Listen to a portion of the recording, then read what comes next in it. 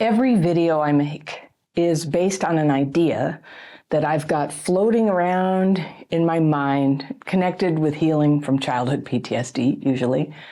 And I literally never know in advance if my viewers are going to resonate, because sometimes they don't, or if some idea that comes to me basically from the ether is going to blow up the channel. And this happened about 1.5 years ago when I posted a video about clutter that got huge, reaching like 4.5 million people so far. And I'm sharing it here in hopes that you can give me feedback. Like, what is it about this video that made it so popular? Here it is. Studies show that people with a lot of clutter around their homes have a higher than average rate of anxiety, depression, social isolation, and ADHD-like symptoms. But here's what bugs me about these studies. They assume that all these symptoms are caused by clutter, and therefore, if you clean up the clutter, you won't be depressed and stuck anymore. You'll be happier, more focused, more connected to other people. And honestly, there's some truth to this. But that doesn't mean that clutter is the main cause of those problems. I'm going to put a bold hypothesis out here, and that's that clutter is just one more symptom of trauma alongside depression, anxiety, isolation, and so on. But it's not the direct cause of those symptoms. Now, we know that trauma affects people neurologically, and that means your brain, your physiology, your feelings, and your behavior patterns. Now, trauma can make people compulsive. It can fill your thinking with stressful thoughts. It can make you feel immobilized and unproductive. It does something to your neurology that is quite often expressed as cluttering behaviors. Accumulating stuff that you don't need and piling it up around your living space or working space, intending to get organized at some point in the future, but not having the inner power to do that. And I think cluttering behavior is a trauma-driven version of something normal and natural that we call nesting behavior. And nesting, that's setting up your home space, making it comfortable and warm and orderly and well-stocked, which is a good and natural instinct. But like all good instincts, trauma can push this one over the line into something over the top. And that's what cluttering is, that good instinct at an amplified level that makes it not good, that is caused by and causes a feeling of overwhelm and inability to get organized or to take action by cleaning up your stuff. So you have too much food and some of it is rotting, or too many jackets, or giant stacks of papers you've been meaning to go through, or you can't find your toolbox because you left it lying around and then other stuff got piled up on top of it, that kind of thing. So that's what I mean when I say I have my own hypothesis and it kind of goes against the research. Because while researchers assume that the symptoms that go along with clutter are the cause of clutter, I believe that clutter is more like a fellow symptom. Trauma causes all of them: depression, anxiety, lack of mental focus, and clutter. Does that feel true to you? Well, wherever it comes from. I think these symptoms interact with each other, and that's why when you're healing trauma, I don't believe that you have to always start with the root cause of the trauma. You can start anywhere in your symptoms where you feel enough inner power to take some action. So are you ready to throw out the old vegetables in the fridge and clean out those icky drawers? That's a great place to start. Do you have a couple of hours available to organize all your unsorted papers into separate stacks of, trash, file, and do something about? That's also a great idea. And you know what? Both of those actions would almost certainly lift your mood and improve your ability to focus. Decluttering is a powerful re-regulation exercise with very good fringe benefits of, like, your bills get paid. But in my experience, you're always going to need to be healing your dysregulation symptoms to even find that inner power to do any decluttering at all. Because that's the problem, right? You know you should declutter, but you have a lack of power to do it. Not doing it makes all the other problems in your life a little worse. Now, hoarding is like a separate thing, and it's harder to change, and I'm not really talking about that here today. But in that one, it's not only is there a lack of power, but there can also be a distortion in the thinking that it needs to be done. It just seems like, no, everything as it is terribly important. So I'm distinguishing clutter as like, no, you agree it's a problem. I wish I didn't have all this stuff piled up. I can't find my keys. So you agree it's a problem. It's a lack of power.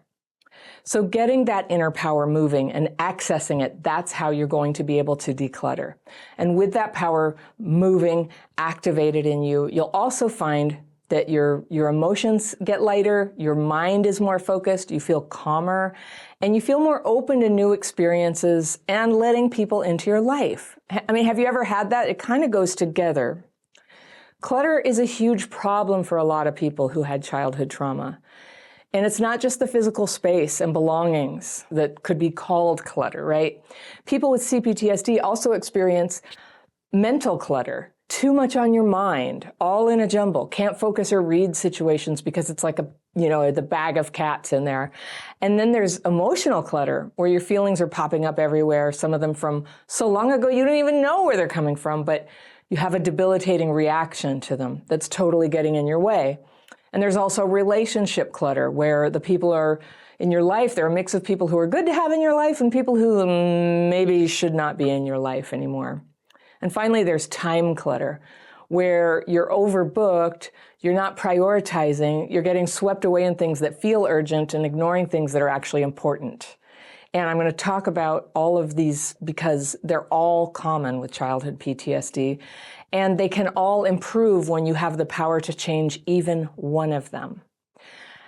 When you learn to detect and heal neurological dysregulation that's caused by trauma, this in turn causes so many other trauma symptoms, including the ones that trigger your tendency to stay cluttered, whether it's your calendar, your file cabinet, the floor of your car, whatever. Having space and order. I mean, doesn't that sound good? When you can practice noticing your neurological dysregulation, which is a common trauma symptom, and learning to master re-regulation, the clutter of all kinds starts to settle down. And there's a wonderful feeling of peace and possibility that can come into your life. And that's another source where that well, where your inner power comes from, it begins to fill up because there's peace, there's visual space around you, and there's time. So let's start with physical clutter. And I'm talking about belongings just strewn around your physical space, in your house, in your yard, in your car, in the place where you work. And it's visually chaotic. It's full of things that you don't actually use or need, and that makes it hard to find what you do need. Like, do you keep huge boxes or racks of multiple sizes of clothes in case you lose weight or gain weight, even though the clothes that don't fit now are old and out of style? And do the clothes that fit you right now have a good place to live in a closet with enough hangers or enough drawer space where clothes are clean and ready to wear, right? Am I nailing you about something? This multiple sizes of clothes is totally a thing with people who struggle with their weight. That you never really know, like what size, sometimes it'll come down for a while, it goes back up. And that's one of the beautiful things when order comes into your life around food, and it can be a long time coming. This is a thing that goes along with trauma quite a lot, like sort of clutter of the food, clutter of what you choose to eat and what you have available to yourself. But then that has this effect on clothes. And it can mean lots of boxes and cramming in closets, and then a weird whole segments of your closet that are sort of shame portions, clothes you can't get into. And what you can do with clothes that don't fit right now is you can put them away. It's okay to put them away, but put them in a way in a stored fashion and not just piled up everywhere and trying to figure it out. And every time you try something that's the wrong size, you feel bad about yourself. Like, why do that to yourself? Do you pick things up at thrift stores or left on the street? Like where I live in Berkeley, that's customary. Like even in fancy neighborhoods, when people have something that still has use, they put it out on the street. And so yesterday, or the day before, I was taking a walk and somebody had put out a bunch of, they put out like a plastic thing with different silverware. There must have been 30 knives, 30 forks, like the whole thing. And actually a year ago, we were really short. We have a lot of big potlucks and things, and we were short on having enough silverware. And so I bought some. I got some at Costco. It was cheap. We have abundant silverware, but it's like this leftover feeling like we don't have enough. I picked it up off the street and I'm holding it because I have adult sons, right? And I'm like, well, maybe You know, maybe as they go out on their own, they're going to need silverware. I don't know. But my husband's like, you did it again. You did it again. I grew up very poor, and we often didn't have enough, and it's really hard for me to walk past stuff that's on the street being given away for free without thinking, I don't need this right now, but I could, and what if I did, and I should have this now, and then it becomes clutter. And so, you know, I'm lucky that I have this giant garage that I can put stuff that I don't really use in, but every year or 6 months, I have to go in there and start like putting stuff back out on the street. And it's almost like a funny thing in my family. It's a tendency I have that's definitely a legacy of some trauma from when I was little. So it's actually like a healthy, nice feeling for me when I gather up stuff and I do put it back out on the street. Like, it makes me feel good that somebody else is going to use it. It always gets taken again by some other poor sap who has this thing that I have, like, I don't know, I might need 100 pieces of silverware in the future. Or it can also be nice to donate stuff. You can donate it like to Goodwill, and if the stuff is decent, you know, you get to add up the math with fair market value, and that's a tax deduction if you itemize your taxes. So one thing that holds people up is the feeling that these things could be sold. So, you know, we have some broken bikes in the garage, and we think, oh, well, we should sell them. You know, if we fixed them up, they would be worth X, and it would cost this much to fix them, and nobody ever fixes them. That's what it is. So if you are in a situation where you have the power to sell things, I mean, I know people with really bustling businesses on Craigslist or eBay, you know, selling things, and maybe they go around and they actually like collect stuff productively and sell them and make some money that way. Well, that's lovely. If you're not somebody who has the level of organization and power to do that, it would be better to give away the broken bike or to donate it. And so a rule of thumb is like, it just depends on how much money you have. But let's say that you could replace something for $20 and you're not using it right now, go ahead and give it away, because if you can replace it for $20, you know, if you have a little more money, you could put the line at like $50. If you could replace this thing for $50, but you're not using it right now, go ahead. So a bike is more than that, right? A used bike is, I don't know, $500 or something. That's a lot of money. But so then it's time to use a productivity method to write down some things you're actually going to deal with and give yourself a timeline. You go, I'm going to get this bike repaired. And the bike repair costs whatever, $60, and then you put it on Craigslist and sell it for whatever, a few $100s. And then you have the money, and that's satisfying, and I would like everybody to have that money. Everybody's happy, you know, somebody has a bike and the bike is fixed and everything's going really well. But it's just like, realistically, can you do that? So another arrangement you can do is to partner up with somebody who is willing to help you, and you split the proceeds from these endeavors. And sometimes people who, you know, they're looking for a little extra work, they would be happy to do this with you, but you still have to put the effort out to make that arrangement with them. So I'm just saying, sometimes the best way to get rid of the clutter is to give it away. It's still going to be valued by somebody. It's still going to be useful in the world. It's just that you're not going to have the cash. All right. So another thing, is your cupboard full of cans and containers of things that have been sitting there for more than a year? So cans do last a while. I understand. I was hungry a lot when I was growing up. We had times when we really did have nothing to eat. And so it's just been this tendency that started when I first started having my own money and my own place to live. I would way overbuy food. And it was stuff I was never going to eat. But I loved the feeling of cupboards that were completely full and had stacks of things. Like, that gave me this feeling of peace and security. But the fact of the matter is, right now, I don't need to have all that food in the cupboard because I have some money in savings and I could go buy it at the store at any time.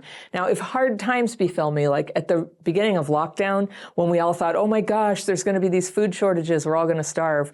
You know, we were thinking, we're like, well, we live near a creek, we'll have water. And then I bought like cases and cases of tuna and chicken and green beans and corn and all this stuff that, you know, we've barely made a dent in 3 years later. And it's time for me to give some of it to the food pantry because it's good food and people will be glad to have it, but we just need to distribute it where it's actually needed and going to get eaten. Even cans have their sort of sell-by dates, right? So that's something I'm actually really looking forward to. And I'll have more shelf space, and even if the shelves sit empty, that's fine.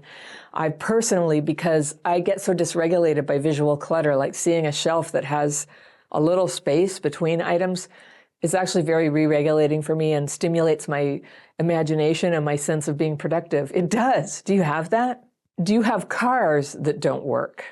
God forbid, are they on the front yard? Well, I grew up like that, and I was really embarrassed and ashamed about it.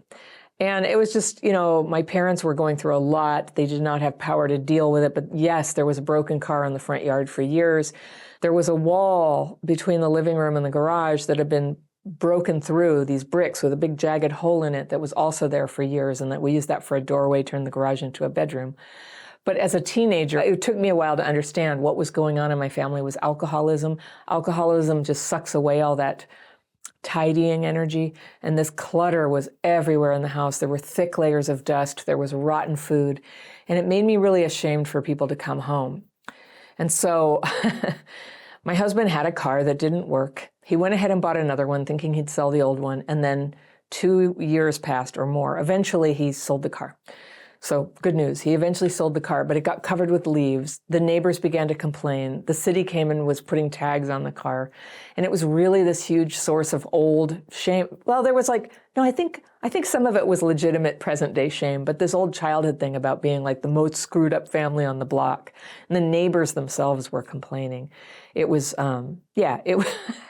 it was beyond even my standards. And that level of clutter to me, it made it feel like we also were counting on having the money from that car, and we had a plan for that money, and we couldn't go forward with the plan for the money because we didn't have the money because we had this car, and we kept paying registration on it. And that kind of thing was very demoralizing to me.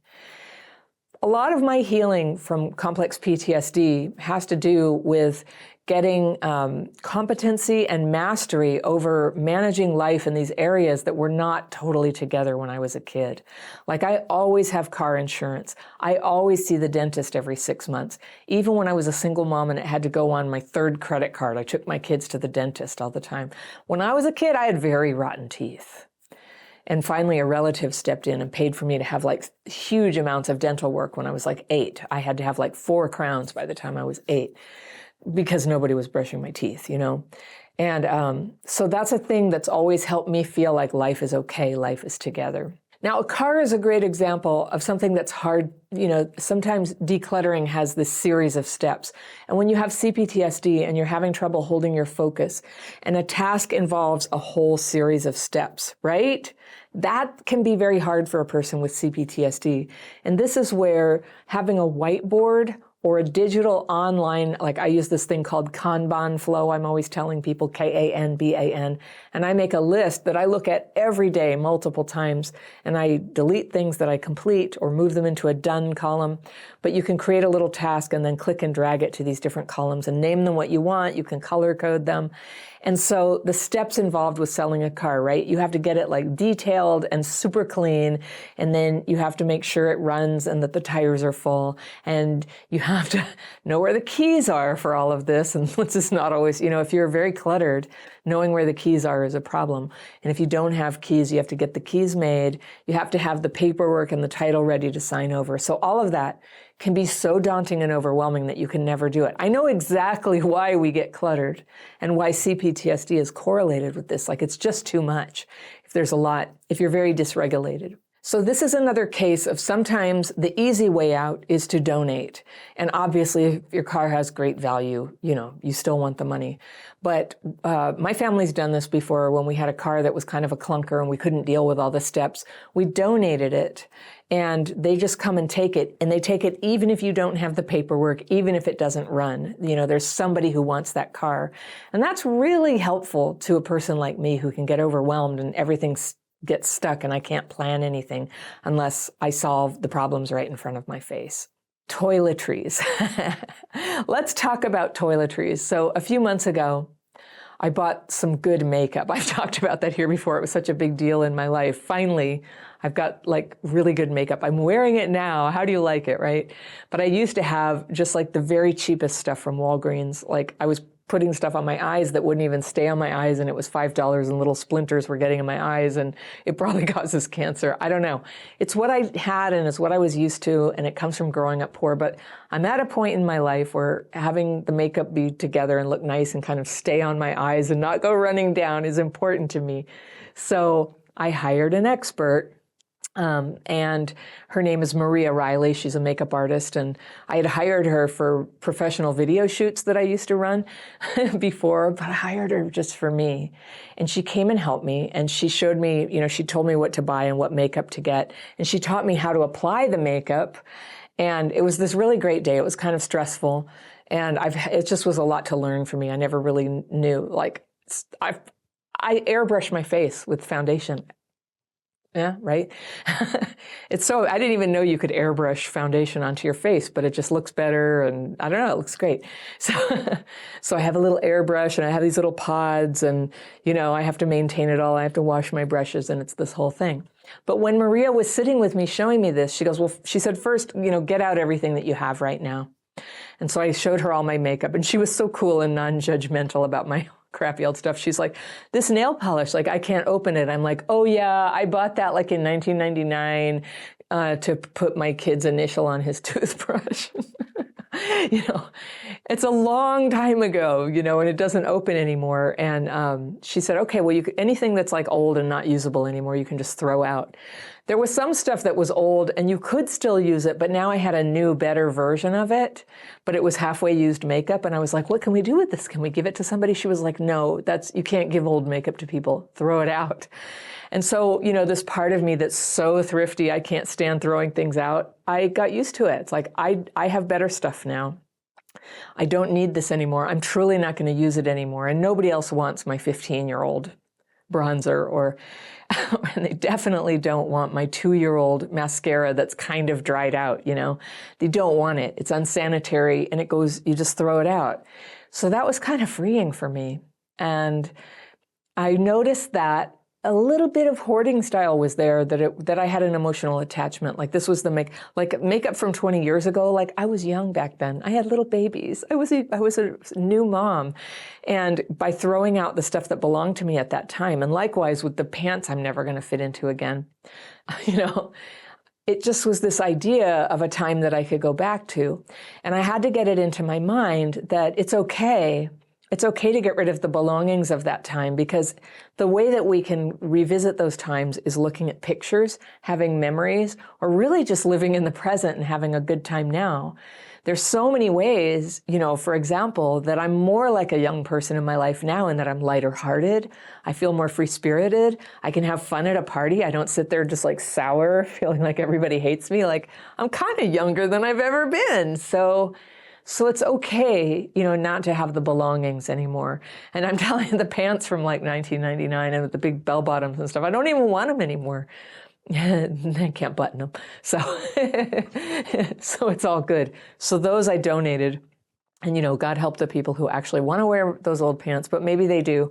And I just trust that Goodwill will sort it all out, and whatever should be recycled as fabric, they're going to take care of it, and I can stop grieving it or anything. But it's out of my closet. Whether it's sentimentality or fear of that you'll be in lack in the future, or feeling done with it, but not having the inner power to, just make the time and put it on your schedule and do it.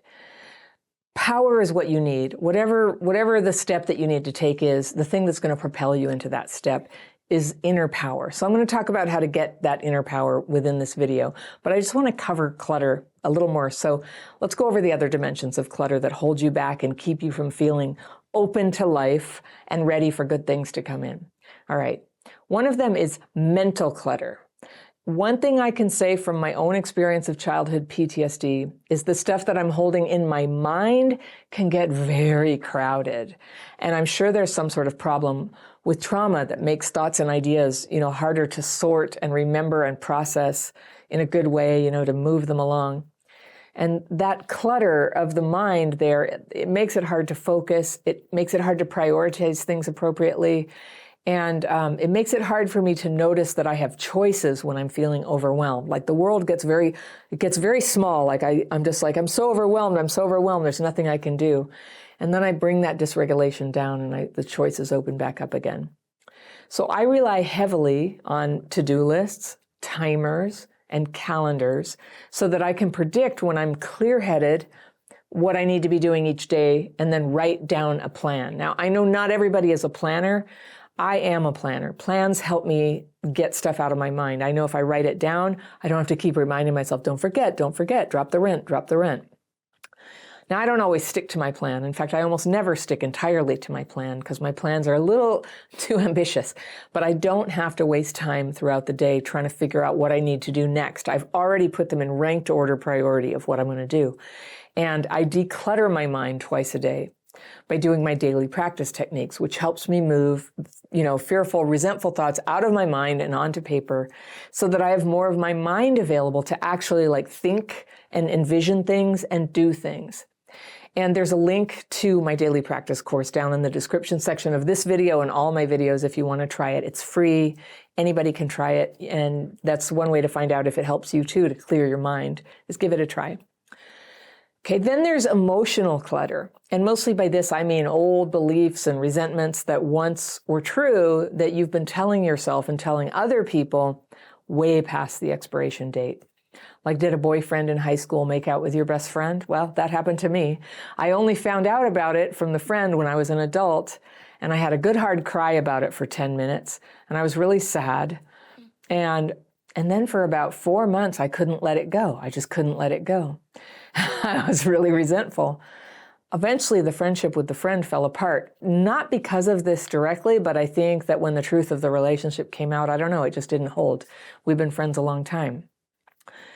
But what she did, I did think a little less of her, even though it was so long ago. I mean, it was literally back in the 70s. And we did drift apart. But now, because of my daily practice, the emotions about it are just they're not there. I have no tears about it at all. I remember it.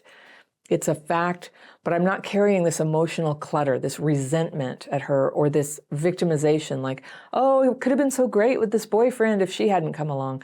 I have no illusions about that. Sometimes the hurtful things that happen are an indicator of the instability and ungoodness of the things in your life, the relationships in your life. And so we get emotionally cluttered sometimes when we hold on with that sort of shoulda, coulda, woulda thinking, or, they owe me an apology. I can't let this go until they apologize. So we're sort of freezing stuff in amber emotionally, and it becomes an identity, right?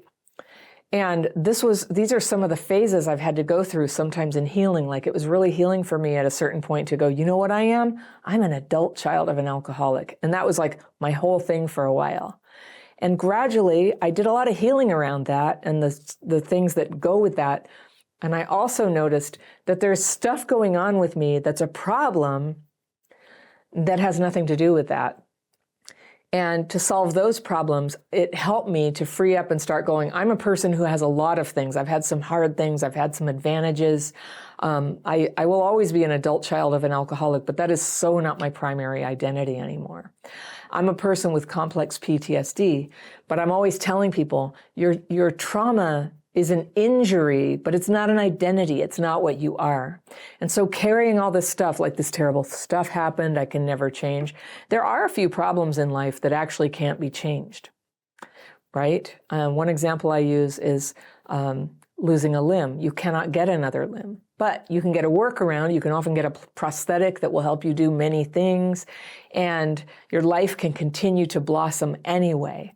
And so that is an uncluttered approach to dealing with life's hardship, is not to carry it around forever. It's always going to take some time to deal with the grief and sadness and disappointment and anger of what has happened.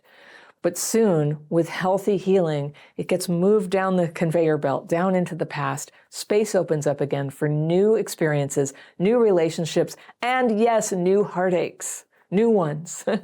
Life goes on. Emotional clutter also comes in the form of seeking out social media people you're obsessed with, or seeking out news about things that make you angry. Anger is the drug, being different than, better than, disagreeing with, hateful towards some other kind of person. And that's a drug, and that is clutter. Outrage is total emotional clutter. If the news you read isn't helping you be informed so that you can be more useful, it's clutter, all right? It's emotional clutter, and it's probably making you sick, and it's probably getting passed on to other people and making their world difficult. I really urge you to pay attention and prioritize what is useful.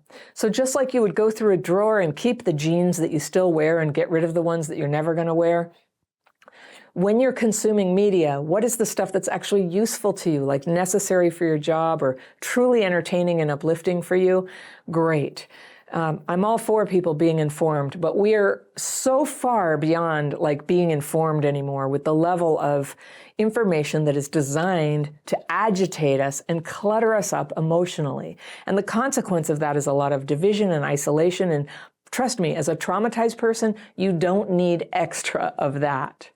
So if your media consumption is causing you to feel separate from people, if it's causing you to feel turned against or victimized by people in a way that you didn't used to, then it's clutter. If it's helping you recognize a problem that you can solve or that you need to address, it's useful. That's basically the formula. Now, finally, emotional clutter can be the sad stories that we tell ourselves about stuff like, you know, I was the black sheep in my family and now I can never feel like I belong, or I was rejected by my mom and I just can't have relationships. Those are things that I've believed about myself before. And thankfully, I got those out of the cupboard. I got those out of the cupboard and I made space for a new idea and a new experience to come in. And I get this a lot in the letters people write to me, and somebody was writing in, you know, I spent years waiting for this girlfriend to get done with school, and then she didn't want me anymore, and they felt wronged for all those years. And it had been years and years since it had happened, and then now they could never have an education. And I'm just going to say, yeah, no, that sucks, but there was nothing stopping you from doing whatever you wanted to do with your life while you were in that relationship or now. And there are certain relationships that stop you, that do stop people. Abusive relationships, coercive ones, being trapped in terrible poverty, being incarcerated. These are some reasons why people legitimately get stuck. But a lot of times this is learned helplessness. We're like the little bird in a cage, the door's open, but we never think to fly out. Those stories you tell yourself, this cage, I can never get out, they need to be questioned. You need to ask yourself, is that true? Is that true? Is there another way? What would happen if I walked out of the cage? And the circumstances of your life, I know it's going to include some things that are hard and some things that are easy, some things that are probably never going to be solved, and some things that are just 1 second away, just one little decision away, and some things that are so massive that you don't really have control over them. But you start with the thing that you can do. You start with the thing right in front of you.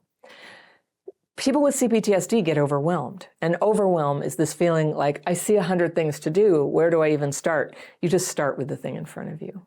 One thing that you can try right now is just take a fast. Do a day where you don't talk about a certain problem anymore. You might even take a fast from thinking about it. It's, you know, you can't totally control your thoughts, but when you notice you're thinking it again, divert your thoughts to something else. Just for a day, just to teach yourself about that space that you actually do have within you where you're not consumed by this problem that happened, this limitation that was put on you at one time.